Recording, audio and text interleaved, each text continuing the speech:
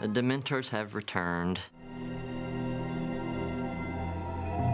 We were bringing them back after the third film, Prisoner of Azkaban, so we had to incorporate some new ideas that David Yates had on how he wanted them to appear and act in the film. David, in this instance, wanted them to be more physical, and they seemed a little more spectral in the previous movie. And that gave us a big challenge there. They wanted to be able to see the bone through the cloth and actually see the wraps of cloth and actually understand that there's a skeleton underneath it. We had to make the tail longer. We had to change the cloth around. So they actually sent us physical maquettes of the Dementor with the redesigns on it. And then we further took that and really developed textures and things like that on top. Because that's a little hard to get with the maquettes. That's kind of where we take off and start doing some more of our creative work. There was a definite design change, but also a sort of a change in how the Dementors would behave. One of the really important things with them is, obviously getting their sense of violence in them. The Dementors are more dynamic, they're faster than before, where in the past they were really just kind of ominous and very slow. This time, they can come out and attack. It's funny with the Dementor, they don't have a face. They don't even have lips. They're just this completely black, dark, covered up creature. So it's a real challenge to try and to get some features to show up in that model because, they have to look menacing, they have to look threatening, and in so many of these shots, the head is just a black ball. So we did do some tricks with the interior of the mouth. There's an opening now for the mouth, so you actually can kind of see into the mouth. And at one point, we were talking about sucking some eyeballs in there, but that kind of went away. So they're basically faceless. There's a little bit of subtle movement in the face to give them a little bit more character and personality. The big thing was that the Dementors actually have the ability to have their cloth move and undulate and almost act as appendages.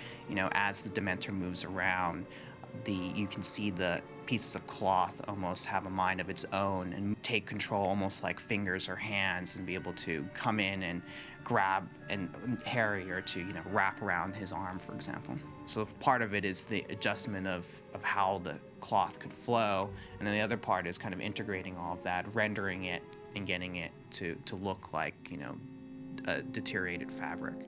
They needed to look more weather-beaten, more destroyed. We kept tearing the cloth a little bit more, putting more worn spots on the cloth, more rips, more tattered edges. Because they're covered up, because you don't see much of their body, we really did pay a lot of attention to the quality and look of all of that cloth.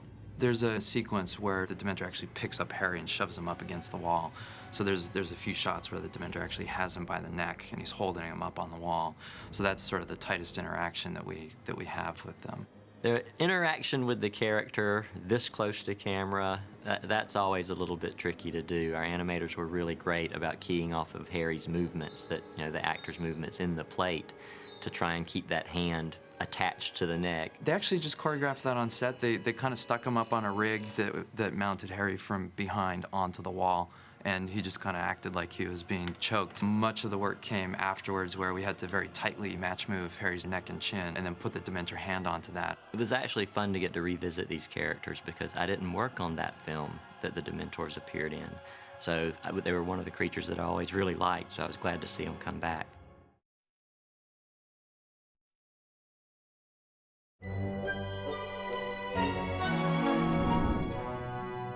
The Grimmauld playset is fantastic.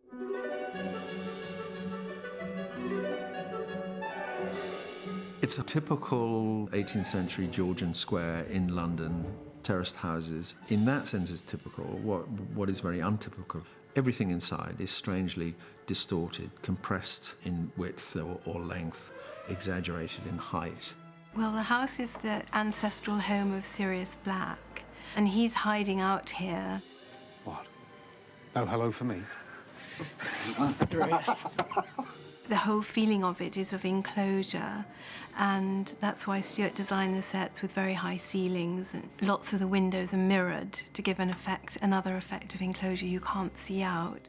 It's incredibly decayed, incredibly dusty. The woodwork is all black. As you come in, the walls of the hall are all a dark grey silk, which is printed with a big sort of damask pattern. We like using silk on the walls because it's easy to distress. It looks good if it's aged. The floor of the hall is a tessellated tile effect in black and white, but much aged down. Mira, the head of graphics, designed the tapestry very much with J.K. Rowling. In the book, there are only a handful of names on the Black family tree, but when you bring it to film, you actually have to visualize it. So I called Jo and said, Jo, we need some more information. Can you help us?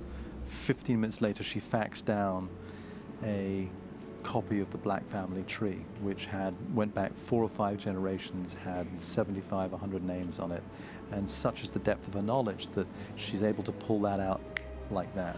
And we had it painted on specially woven tapestry fabric, so it is all painted, and just small areas of it will be visual effects. My mother did that when I ran away. Charming woman. I was 16. For the kitchen, I've been collecting stuff for it over the months that I've been working on the film, mostly at auctions. The 2 big dresses behind me with the china was one way of giving the feeling of an old ancestral home, and otherwise sort of touches of wizardry like cauldrons hanging up from the ceiling. The bedroom is at the top of the house, also tall and narrow with mirrored windows. I wanted to accentuate the height by having striped fabrics there. I then found one bed in an auction. We made old lace pillowcases and dyed them a grubby grey. It's very gloomy and very, very strange. Not the room you'd like to spend the night in. It's just got the most amazing atmosphere, and it's brilliant. It's so cool. I'd love to live there if we could take, like, the skulls out of it.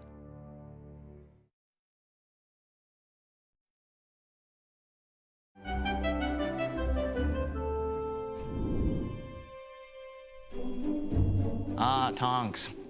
How do we get a duckbill and a pig snout onto this lovely lady's face? We start by shooting the plate or the shot clean, and she's got these little dots all over her face.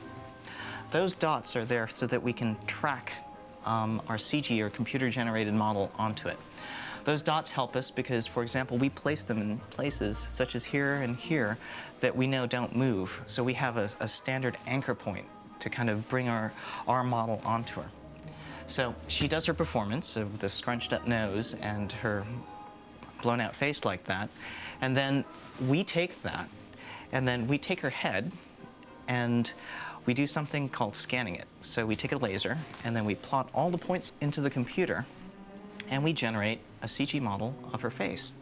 The next thing we do is go in there and take that face and stretch it out so it has a duckbill on there. It's a slow sort of transformation. It's got to come from somewhere, which is the tricky bit. And there's the little pig snout popping out like that as well. Once we get that, we do the next step, which is paint it. So we develop a shader that looks like human skin. And then once we have all of this done, we track our CG model onto the face of the actress with the animation in there. The next thing is that we start matting out or cutting out the bits of the actress that we want to keep, and then the silvery gray areas are the ones that are going to be CG. And then finally, the last little bit is we clean everything up and we make it look real. It's a fun little shot. It's one of our faves. It's absolutely great.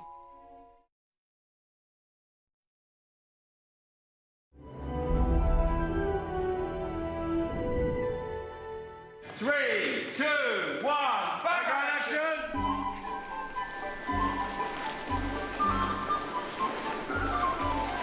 The Ministry of Magic, which Jo created in the 5th book, was a great new universe. We've never seen it in any of the previous Harry Potter films.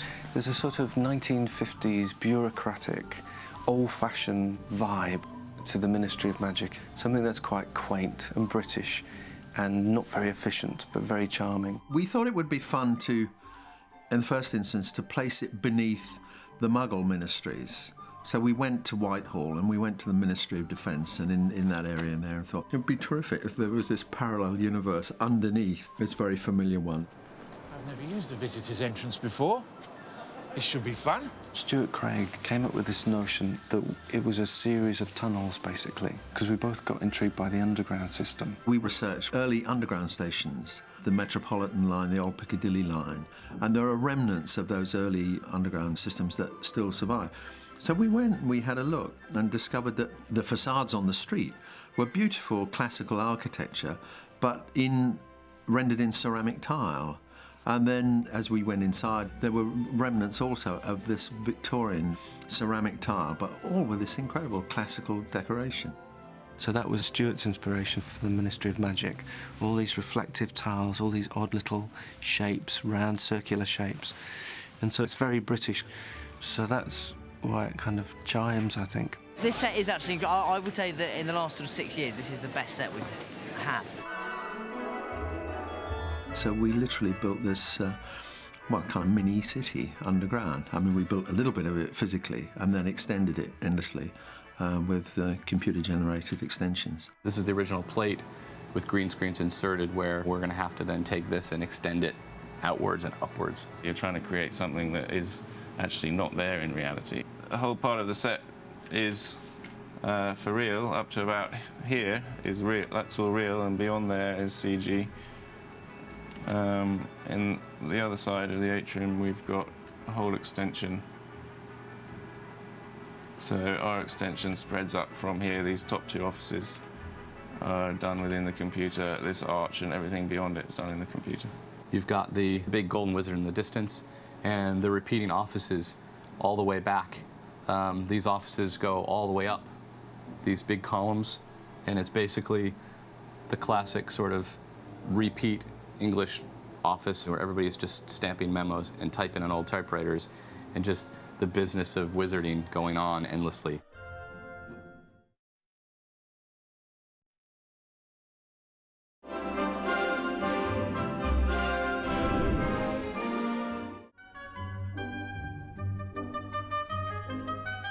The cactus was great fun. I mean, doing things like that are great because they're such self-contained little things, and it's great if you have a radio-controlled object that you give to an actor, because then you can work with the actor. You know, and Matt was great at getting the hang of what this thing could do and playing off it, because it's a stage prop.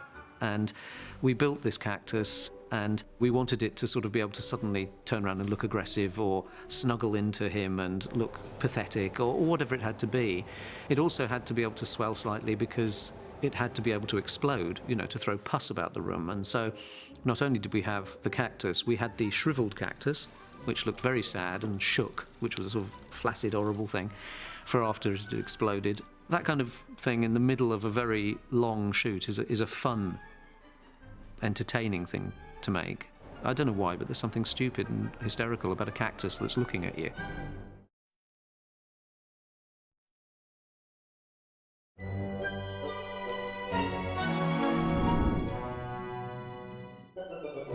The most endearing thing about them all is they corpse quite a bit. And by corpsing, what I mean is they just get the giggles. The funniest things are when Rupert starts corpsing, because he's less prone to it now than he was when he was younger, but there are times where he just can't help it. I've got a real problem this year, actually. Worse than any. I mean, I was bad on the second film, and Chris Columbus had to take me aside and sort of give me a few words. But it's quite early on. David hasn't really said anything yet. He's sort of laughing off at the moment, but I don't know how long that'll last. But he's such an infectious laugh as well. As soon as he goes, I fall to pieces. I'm gone. Just go. There was one scene where we're supposed to be terrified of what's on the other side of this wall. They're found us, they're coming to get us. And I can see Rupert laughing in the mirror, and I can see him, and I can hear him sniggering in my ear. And then that set me off, and then I set everyone else, and it's so difficult to get that scene going. We'll be doing a scene, it could be quite a serious scene, and he's in the frame, and Rupert will start giggling, and he'll pretend he isn't giggling. He'll try and ignore the fact that he's gone. We'll have to do about 4 or 5 takes, just because you just can't keep a straight face. So, yeah, I blame Rupert.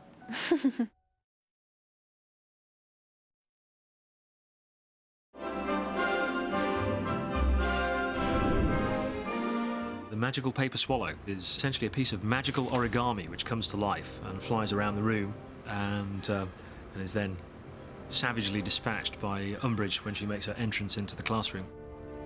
Good morning, children. The basic idea behind this was that the swallow would evolve throughout the shot, that it would start as a simple paper aeroplane, develop quite complex features, and then get better and better at flying and become more and more subtle and beautiful in its movements.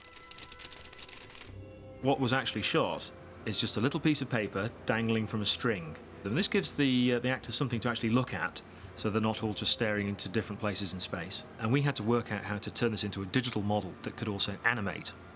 And then once you've done that, you're back into the process of lighting and rendering and shading and texturing, giving it all of the things that make it feel real. If you look at this very, very close up, you can see that it's made from proper Hogwarts exercise paper, complete with lines and margins and everything. It has little folds and creases that suggest that it's been folded by somebody's hands or fingers. And then finally, we set fire to the thing.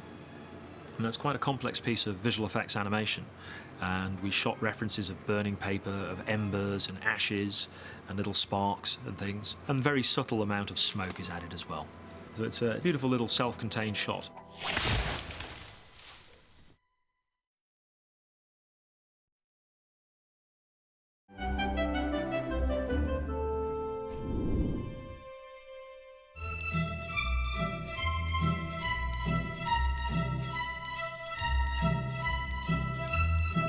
Professor Umbridge is the new Defence Against the Dark Arts. She's evil in a whole new way, I like to say. She's not your typical Snape evil. She's more of your Voldemort evil. She comes along and she's not very nice. She doesn't want them to be doing any spells that she thinks are dangerous. Also, she's a woman who isn't involved with children. To her mind, they're 5 years old. She only teaches us theory. So in these classes, she tells you how to do the spells, but you're not allowed to do them. It's a very patronising thing, but not in her mind, and just has to teach them to do things in a safe atmosphere.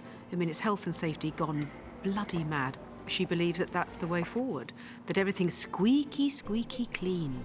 No mess, no argument, no thinking. Bottom line. Professor Umbridge is probably the most unlikely looking Defence Against the Dark Arts teacher of the lot. She wears pink, she has permed hair, she's rather short. Just generally doesn't look like she could take on anything. I wanted her to be soft, to have a warmth to her look, because she's quite hard. You know, deep down, you deserve to be punished, don't you, Mr. Potter? She has the appearance of being something that she is not. She is that sort of teacher who smiles on the surface, seems very friendly, but will dig the knife in. She's all about order and control, about defining the world according to her rules. We've had a lot of fun finding, I would probably imagine 300 million types of fabric. I haven't worn much pink before, but the alarming thing is I'm rather getting to like them now. So we've had a lot of fun with it. And the shape, little round woolly person, who's just not very nice.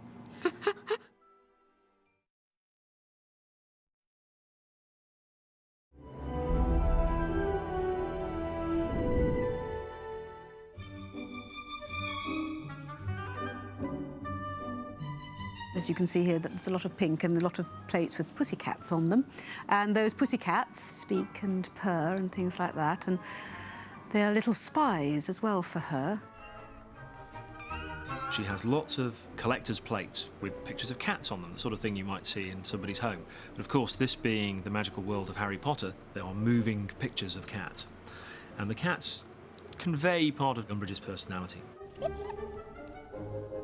We started with a bit of blue or green paint. Then we shot film of cats on a separate stage, doing various different things.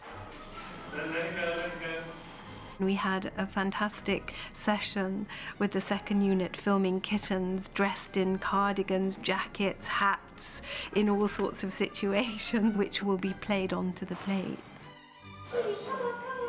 So we would receive these big charts showing which cat went exactly where, and they all have different personalities and they all do different kinds of things.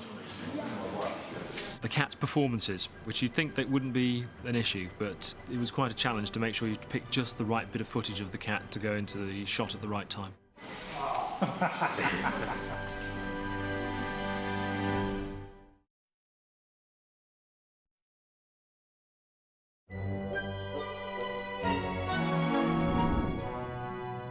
It is the view of the Ministry that a theoretical knowledge will be sufficient to get you through your examinations, which, after all, is what school is all about. Dolores Umbridge is a new character in this film. She's sent to teach there, but of course will not allow them to have their wands or anything like that. She just wants them to be little children who don't touch anything or do anything. Her classroom, we decided, since she doesn't teach them anything at all, that we wouldn't have any decoration in it. So it was just the desks, the blackboard and her desk. And then you go up the stairs and you go into her room, which is completely as we've never seen it before. The walls are tinted pink, a painted pink Aubusson-style carpet. It's a great contrast to everything that we had previously established. We do have colour in the magical world, but it tends to be colours kind of emotionally associated with the mystical, the magical, I think, really. So it's brilliant that Joe Rowling's choice for her is this strident sort of pastel pink. There was much discussion about the precise shade of pink and much testing of how it would photograph. We just took it, I hope, to a theatrical extreme. It isn't just the plates. There's a fantastic amount of lace. The furniture, if anything, rather than belie her character, sort of gives you a hint of what lies beneath, in that it's this curvy kind of French-style furniture. We decided that we hadn't had French furniture before, and since it was spiky and rather aggressive, it would suit her character. It was, as you can imagine, a lot of preparation, a lot of discussion, a lot of thought in that one set. And an awful lot of pink, absolutely. Imelda Staunton loved it, felt very much at home there, which was great for us. It's a wonderful world to have inhabited for the time it took us to make this film. You know, there are a lot of bad characters in films that are, they're always in black and evil and stuff. And of course, she's absolutely the antithesis of that and looks so homely and lovely and loving, but not at all.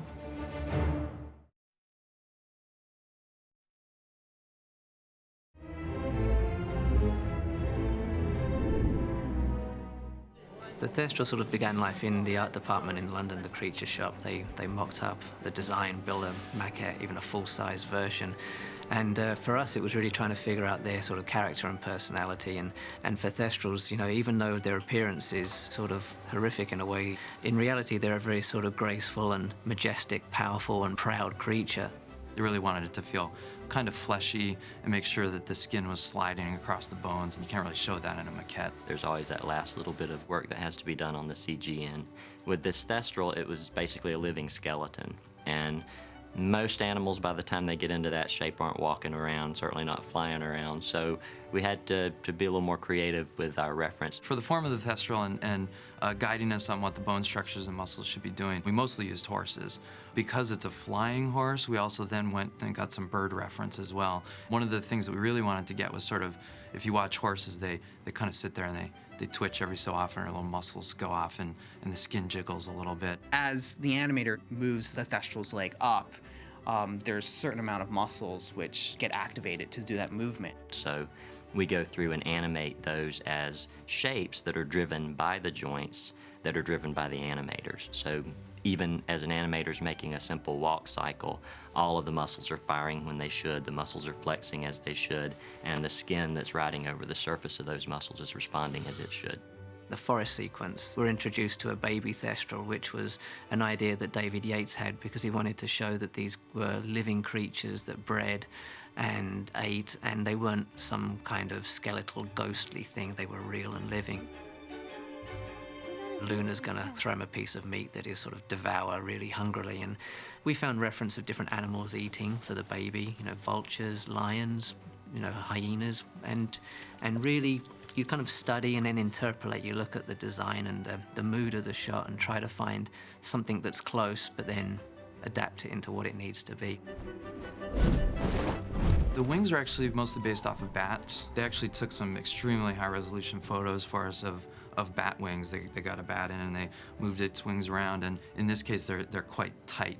And so if the wing opens, it stretches, and when it closes, they tighten up. We started off with doing some wing simulations to make sure that we have a thin layer for the wings that would, as he flies, would kind of undulate and flap with the wind. We see a shot where they unfold the wings, and there's a sort of an elegance to them that sort of belies their physical appearance in some respects.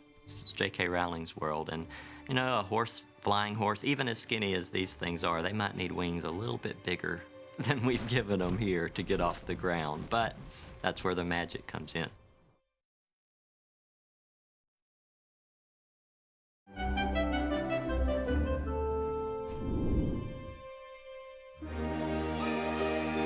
Since we're in the Hogshead pub, we have an animatronic Hogshead. Originally, David said to us that they wanted to have 3 wolf's heads in the tavern, and could I quote on them? And then they said they'd probably CG them. And then somebody decided, because it was called the Hog's Head, that there wasn't any point in having wolf's heads in there, and shouldn't there be a Hog's Head? But don't worry about it, it'll be CG. But we do want you to sculpt one, because we want a static one. So we sculpted it, and then it became sort of rather obvious, I felt, that since we'd sculpted it, and since this thing is mounted on the wall, and has actually a very limited range of movements anyway, why on earth were we spending money CGing it when we could actually just build it? And in fact, we built it. It's an animatronic built into the wall, operated by guys behind the wall, with some radio control doing the eyes, and David loved it. Lovely spot.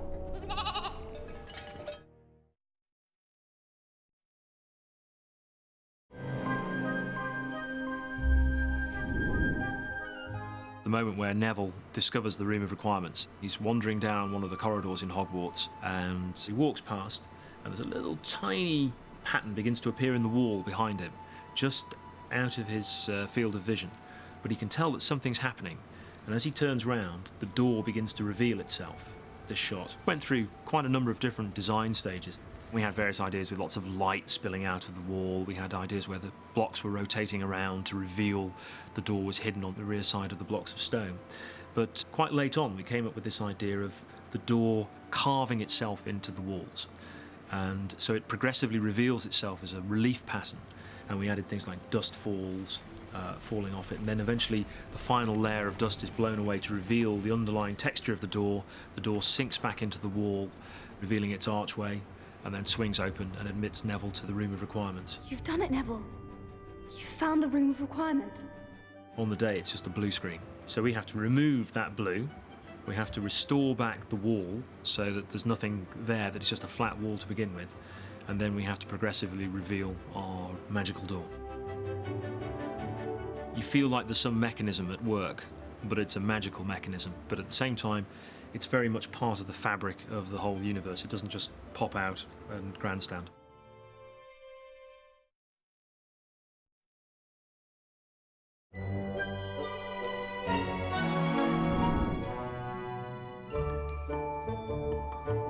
The Room of Requirement is the room which is actually nothing to start off with until you require something, and then it becomes what you require. So, say you really needed the toilet.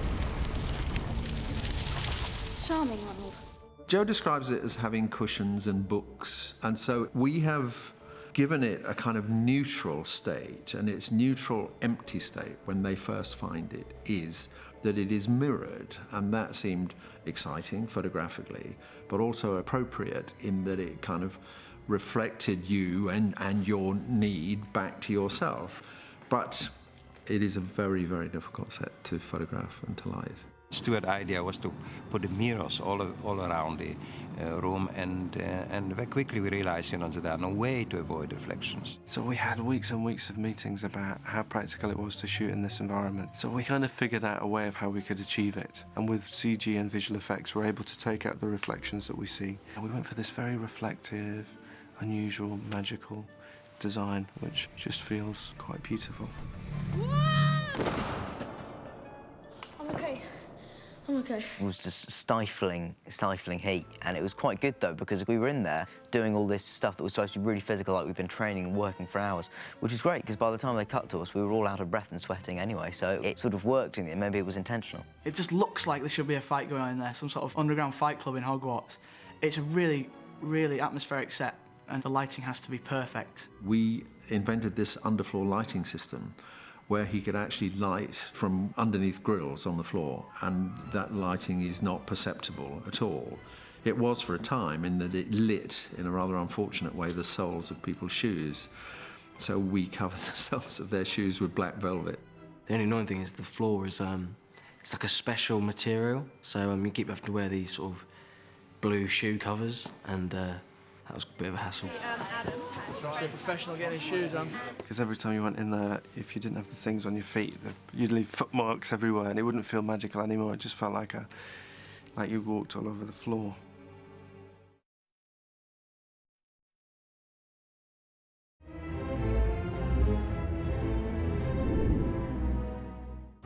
Those wishing to join the Inquisitorial Squad for extra credit may sign up in the High Inquisitor's office. The Inquisitorial Squad have a mission to find out what exactly the goody-goodies have been up to. They have started their own army, as they have named it themselves, and it is up to me and my various squad to find out where exactly this is all taking place and what's happening to do with it, really. I like the idea of two gangs going at it, so to speak. It's quite bizarre because you get two very distinct factions. I mean, you always get the tension between the Slytherins and the Gryffindors, and that's present through all the films and all the books. But here, Umbridge sort of really uses it, really sort of harnesses it for her own means, and they're sort of prowling around, and they're there when the room of requirement is broken into. I think that's quite interesting, how it sort of develops the tension between the two houses, and there's more hostility between the two of them, because they really are just working for Umbridge in that sense. Caught this one trying to help the Weasley girl. I mean, I think she discovers with Malfoy that she has a little posse that she can gather up to help, and they do it quite well. Malfoy's always keen to go against whatever Potter is up to, so he takes great pleasure, along with my great goons, in joining her Inquisitorial Squad. Admittedly, ours is slightly weaker than the Dumbledore's army, but nevertheless, we give it a fair try.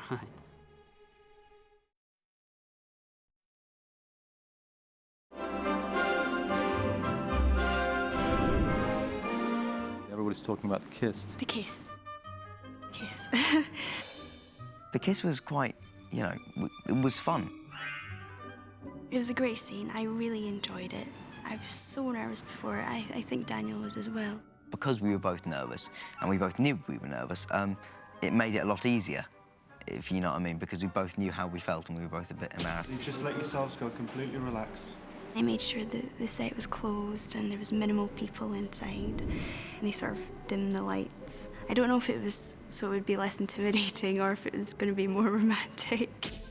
Sorry, I think my glasses hit you. I'm sorry. It's quite a clinical sort of thing, because you'd sort of be in the kissing position and someone will say, Dan, move to your right. All right. And you'll sort of do that. And it's just a very odd thing to do. When I say now, you'll just start to kiss on the other side. So you'll just swivel around, yeah? I mean, it would be a nightmare if you were actually kissing someone and someone said, move to your left. It would be bizarre. Roll camera, please. It was a bit awkward at the beginning, but, you know, the more we did it, the more we just got used to it, and it was fine. It's fine now. I know, it's cool now, and it's like we're really cool. It's a very odd thing to watch, because it's kind of like watching your own children, but it's not. But you still feel a great sort of paternal instinct. Good night to Dan and Katie. Well done, guys. Much of the crew has been on the film since Dan was 10, 11 years old, and to see him now going through this romantic moment was rather beautiful and wonderful, but at the same time you felt like you shouldn't be in the room watching. That's a huge moment, actually. I think that a lot of girls especially will be waiting for that moment. It was actually great. It was really, really cool. And I'm sure, you know, anyone who's seen the film will agree that Katie's quite beautiful, so I felt very privileged, really. Well, I've kissed you enough today, but I thought that's a... Daniel is a very good kisser. Thank God. Oh, well done, we've done it now. It's done. There we go.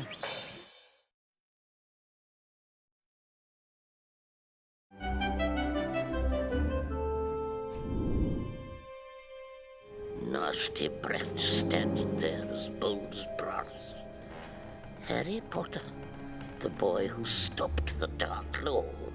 Creature is a house elf, and whereas Dobby was the house elf you loved, Creature is the house elf you hate. Such an honor it is. Creature was wanted to be, from the very beginning, a much more real person. Dobby was a humorous, slightly cartoon, slightly exaggerated personality, whereas Creature, the brief really was, whatever we do, don't go off into fantasy. You know, it's got to feel like a disgusting old, unwashed old man whose skin has never seen the sun, who, you know, you don't want to think what his clothing's like. And so that was really our brief. It was to preserve the reality of it. So when we cast him up, we spent a long time trying to find the right translucent silicone that we could artwork that gave that clammy quality. You know, you want to produce a model that you don't want to touch. If the model, without even moving, produces an element of disgust, you're winning. Because he is a fully CG sort of creature on screen. There's really nothing to really base his performance on. To have someone who's a house elf with large monkey-like arms that drag on the ground, that's something that gave these guys a lot of opportunity to try and get in there and get in the head of creature. This is one of the reference photographs that we took, and there's Tim Burke, our visual effects supervisor, and right next to him is our maquette. So we use this maquette as a lineup, so the camera crew has something that they can line up their camera to. And also the actors are standing on the sides going, oh, that's where his head is, and that's how they can match their eye lines. The other things that we do, we've got to take our CG model, make it move, which is animated, and then put it into the scene. We also have to light it. So the advantage of having the maquette there on set is that we're able to see and look and go, oh, that's where the light's coming from, so we can match the same lighting as on the set. We also do other things, for example, Creature's little tunic there. And it seems kind of silly, but we walk around and we have it moving and we capture it on camera as well. And what that gives our artists the ability to see how the cloth moves and also how it's lit in the environment. We wanted to find some reference of performance. So David cast an actor called Timothy Bateson, who we've shot probably 2 or 3 times now to capture different performances of who Creature is and delivery of lines. Because Creature has dialogue, we wanted to capture some facial reference of how those lines were delivered. And Timothy gave us several different performances of which David made selects. And from there, we've taken that performance reference and developed that into our 3D Creature. So at the end of the day, you're seeing the lines delivered by Timothy Bateson, but spoken by Creature. Of course, Master.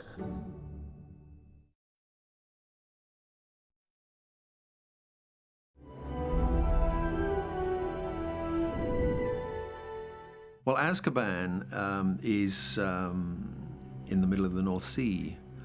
We had a notion early on that it would be really interesting to literally have this kind of jutting piece of rock on a waterfall, and we researched and got pictures of all the world's famous waterfalls, Iguazu and Victoria Falls, and made a composite image of Azkaban perched on this rock on the edge of a waterfall.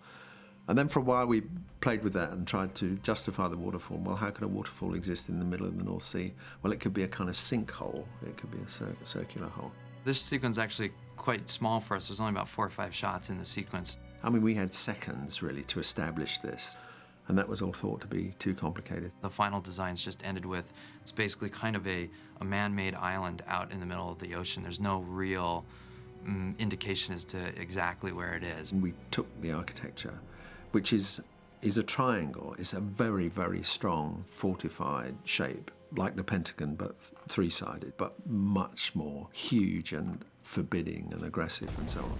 So we took that very strong shape and sat it on an outcrop of rock. It's kind of a pyramidal base out in the water so that, you know, there's big waves crashing into the side of it.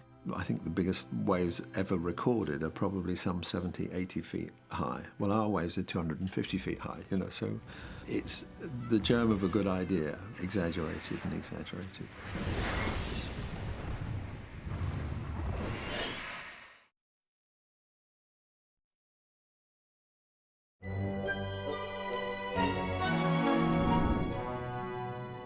X338, take 1.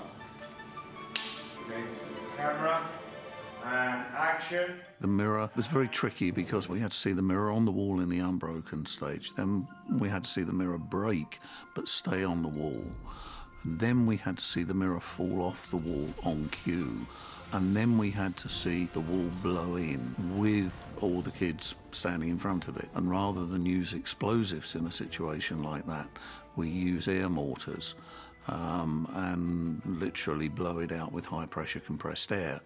There's lots of little tricks to that. For instance, instead of using stone or plaster, which the they used to build the sets with, we use cork because it's light enough not to hurt anybody, but it's heavy enough to fly through the air when you blow it up with air or explosive. And it looks real when it breaks. It looks exactly like stone would, so you can colour it, you can darken it down or lighten it up if you need to. The mirror was plexiglass. We had it laser cut to a predetermined break pattern. We glued onto the back of each broken piece a little peg which plugged into a little hole in the wall. And on cue, we pushed all the little plugs forward, so it pushed all the bits of mirror off the wall, all the mirror falls, but the holes that the plugs were in are all covered with little bits of wall. You don't want to put the director in the situation of having to do it a number of times because something didn't quite work. So to get it all working absolutely perfectly is, to me, the art of what it's all about.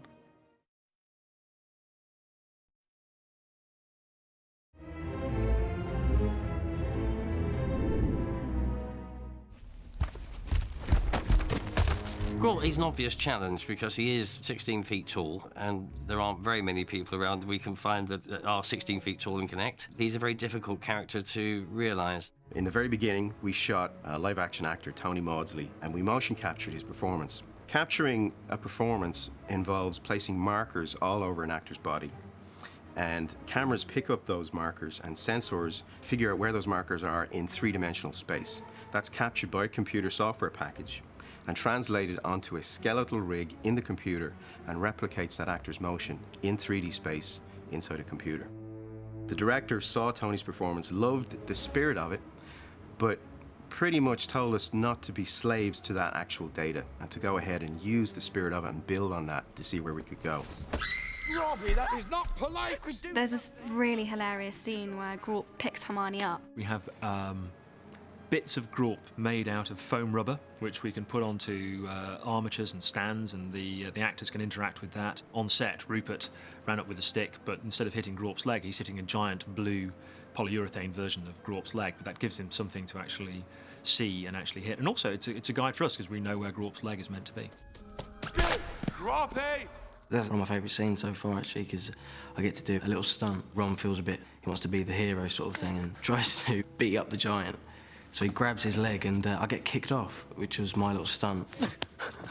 And there's Ron in vain on the floor trying to save her. It's really sweet. It's a really sweet scene.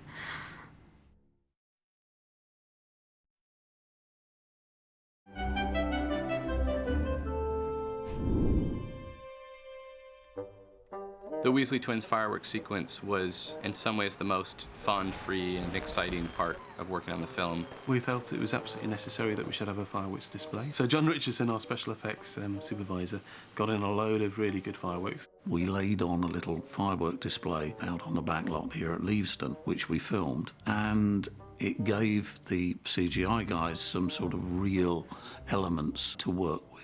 We'd have the fireworks themselves as a reference, and then we'd try and copy what a real firework is actually doing, so its kind of speed, how much it spreads, the pattern changes that happen over time.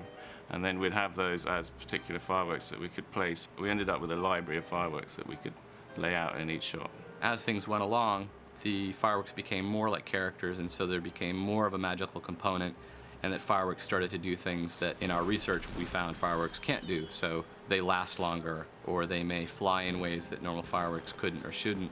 But in grounding ourselves in the firm basis of real fireworks, we didn't stray so far that the audience will question too much what they're seeing. 3, 2, 1, go! The on-set shooting crews and actors had to know what was coming, how to respond. I felt it was quite important to have a lot of lighting in that set that would correspond with the fireworks that we were going to add later. A certain selection of lights would be going off, hitting blue, yellow, red, orange. So we did a lot of pre-planning with how the lighting design worked, and that was really useful. It helped the actors immensely, I think, just to feel that something magical was happening. The scene up here is where Umbridge is confronting her first magical Weasley firework. We actually called this the magical firework because it's very much character driven. It actually hangs in front of her face. The next key shot in the fireworks sequence is when the Weasley twins themselves enter.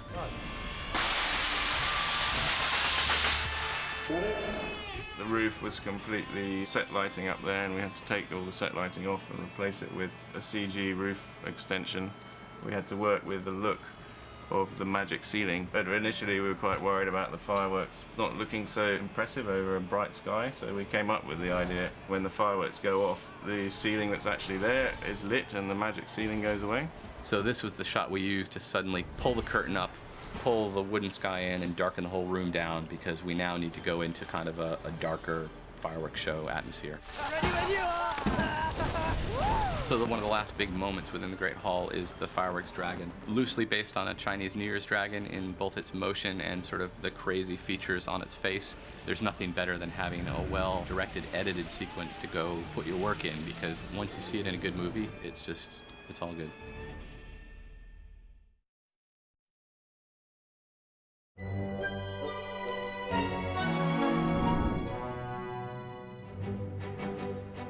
We've got the shots of the Weasley twins flying out through the door. We've got 90-odd proclamations hung on the wall over a big area of width and height. They all have to explode. They've all got glass fronts on, so all the glass has to explode out. All the proclamations have to blow out. We do tests for ourselves in the workshop and make sure we've got the look that we think we're going for. Then we show David Yates, get his feedback. Then we do a test on video with 6 proclamations blowing up so that everybody can look at it and see it, and we agree then on the levels of different things that we're going to go with. David Yates wanted the proclamations to rain down like burning confetti afterwards, so we had to put bits of torn up and burnt proclamation in there and then blow those out with small explosive charges which would smash the glass, blow the doors open, generally destroy the whole thing, leaving the air full of smoking, burning paper. 3, 2, 1, go! And then we had special rigs on the back so that we could make every single proclamation fall off the wall at the same time.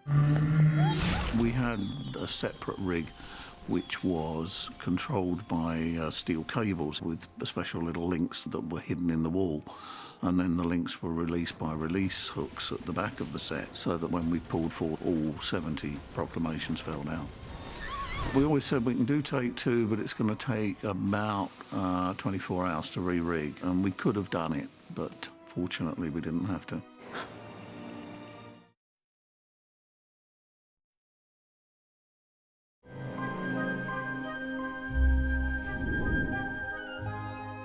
These are slightly different centaurs than you've seen before. We wanted to make them feel very real and organic and not like a fantasy creature, but like a creature that could exist. On Harry Potter 1, the concept of the centaur was slightly different. On this one, David Yates felt that he wanted to bring a more realistic idea of where these creatures come from. So they would have primitive weaponry, primitive tools. They would be simple but very intelligent creatures. The reason why they're so complicated, or there's so much going on in them, is that you've got a human body on top of a horse. And at face value, it seems really simple, but if you think about from a CG point of view, there's so many different parts that need to go into it before it starts to look real. The art department created a series of maquettes, or sculptures. The first thing that we do is take a scan of the actual maquette, and then our modeler will go in there and create a life-size version of that on the computer. And then we take it to the next stage, which is painting it. And it's kind of like a model kit. We start putting all the lovely details, such as the veins, all the coloration in there. And then once we are happy with that, we take it to the next step, which is putting hair on there. It's given all those little touches of realism.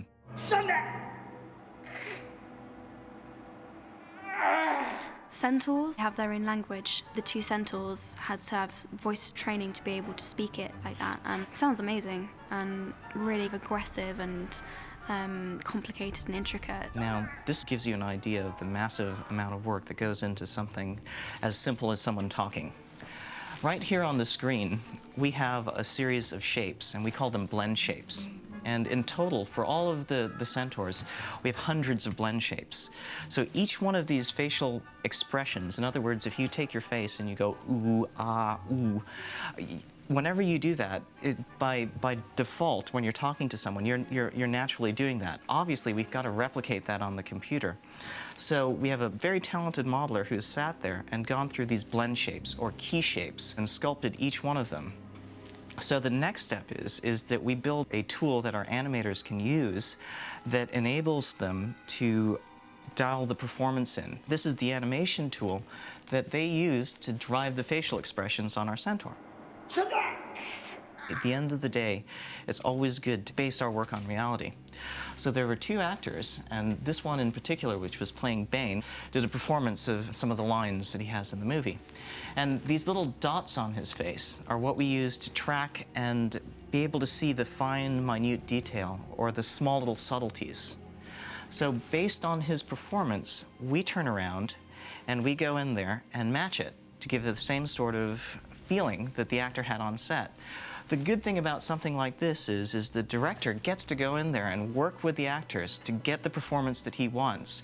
We capture it all on video cameras and turn around and mimic that in the computer.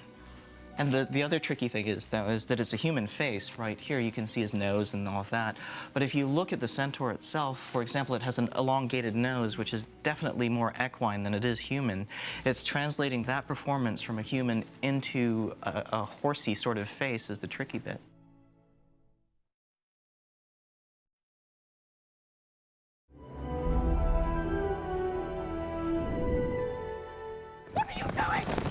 The two centaurs lifting Umbridge, it's kind of tricky because the actor who plays Umbridge is actually not performing to anyone. She's in a harness in a green screen studio. 3, 2, 1, action. But even before we get to Umbridge, we've got to do all of this back work. If you actually look at the shot, first of all, what we've got to do, there's a phase in the process called pre-visualization, or previs for short. What that means is that we block out the shots, so we rough out the animation. And what we start with is a plate, which looks like this. Now you can see in the background, that's all blue. We replaced that blue with a set extension or matte painting. So that's the next stage in the process. So we've taken out the blue bits in the back now, and we've put in our set extension. The next phase after that is our animation team goes in there and starts to block out the animation of the two centaurs on either side of Umbridge, lifting her up and carrying her off. Now, it looks crude at the time, but the reason it looks that way is that we've got to do this quickly. The whole pre-visualization process is brainstorming in 3D to give the director a better idea of what his shot's going to look like. We block out the entire animation of what's going on in there, and then you see the little pink person, which is Umbridge. They take this, and then they go shoot a green screen element of Umbridge. She's on a green screen set on this harness that mimics the motion of what's going on with our pre-visualization. And you can see right there in that tiny little camera, they're playing back our previs, and they're doing a live mix between that and our pre-visualization. So after that, we go to the next phase, which is taking that Umbridge element and then putting it into our 3D scene with our centaurs. It looks easy, but it really isn't.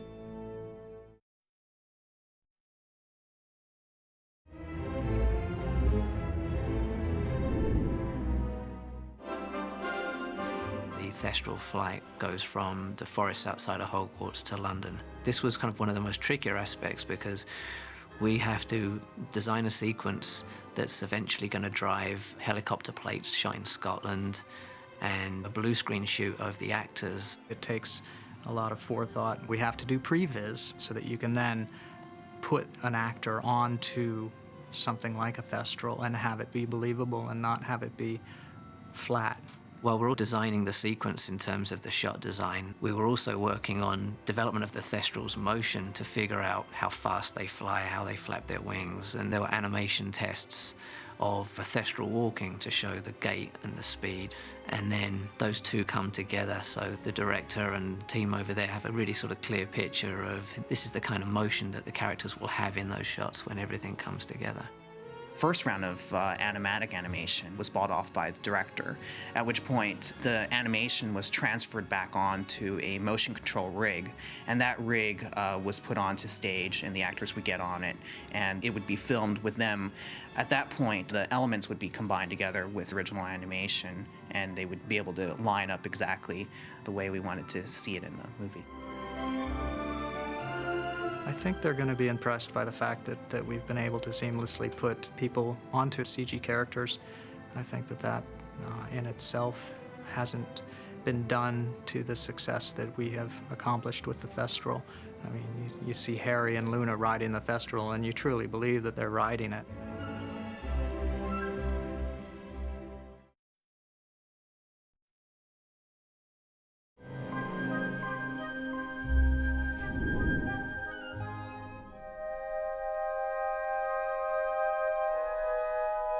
Hall of Prophecies is our first ever totally computer-generated set. We've been very dependent previously on very traditional theatrical set-building skills, and so it was quite a departure for us. The Hall of Prophecy sequence was probably technically our most complex in the entire film. We had to decide how we created this extraordinary environment that J.K. had created in the book. And it's a bit like walking into a huge graveyard, and it goes on for miles. All you see are these extraordinary, strange prophecies that lie dormant, waiting for someone to come and collect them. And so we created this very atmospheric, strange environment of beautiful glass shelves and beautiful sleeping orbs. And what's fantastic about it is it allows you to get great depth and incredible detail. Harry, it's got your name on it.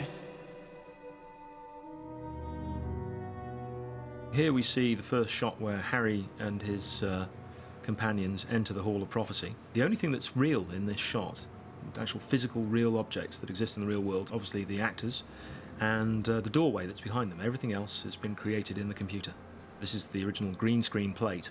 The orange dots you see there, this is for tracking purposes. By tracking the little dots in the picture, we can then work out where in three-dimensional space the physical camera was on the day when they shot the plate. Then this can be translated into the computer software so we can make a virtual model of the camera, and it moves exactly the same way as the real camera did. And then we put that inside our 3D scene, and the two things lock together. What you see here is an early layout of the Hall of Prophecy. And what we've done is we've just made simple models of the shelves, so we've got an idea of the architecture of the scene, which is a very important thing for us to understand how much detail we have to put into it. We call this an animatic or a layout. What you see here is a pretty finished version of the shot. We've added the glass shells, we've added the prophecy spheres, the stands, you can see all the cobwebs and everything. The final version with the primary grade on, you can now see it's all been muted down, all the colours have been balanced, everything's working together. What's been really pleasing is to see the way that all the layers of organic detail, the dust and the dirt and the cobwebs and the very, very subtle lighting design have just brought the whole thing to life, and it really feels like a space that you could walk into.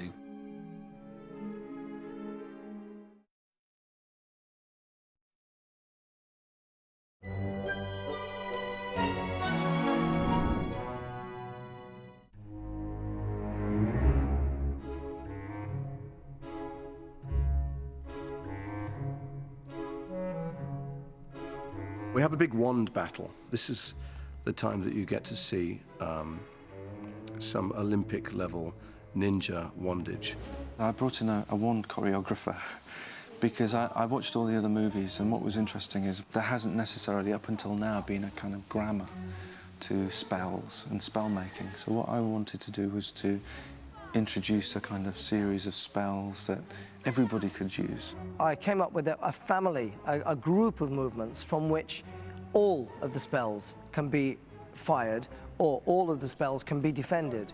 And within the range of those movements, I then built the choreography from that for the battles. Paul's created this language with these wands. There are certain ways of using the wand and certain movements and a certain physicality. We've developed a vocabulary, a kind of physical vocabulary for wands, which isn't fencing and it isn't pointing and it isn't dance, but it's something. What I had to do basically was rehearse all of the actors, take them through the same process as if they'd been to wand training school, and then each of the characters adapted it for their characters, so personalised it basically to make it their own. One of the lovely things about me fighting Gary is that he's got a kind of street, prison, Azkaban-informed fighting style, and I'm very old school and very formal. I've probably picked up a few little handy moves along the way. Everyone had their different styles of wand fighting. I sort of ended up being... I kept on doing like ping pong sounds. Me and Gary do a lot of running around in this scene, and we are most certainly regarding ourselves as Butch Cassidy and the Sundance Kid, sort of running around and ducking and things. Oh, it's great. It's fantastic fun. I'd like to think I'm Paul Newman, but I'm sure Gary would disagree with me. Got it!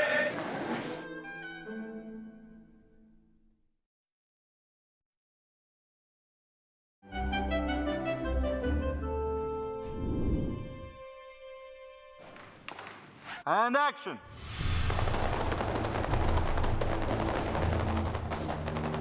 The effects in the atrium had to be larger and more spectacular than the previous scenes, and we really wanted to finish on a grand finale between these two great wizards fighting each other.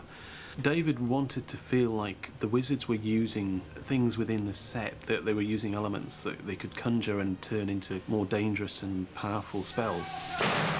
We came up with various ideas, the first of which you see that the wands lock together whilst the two are duelling.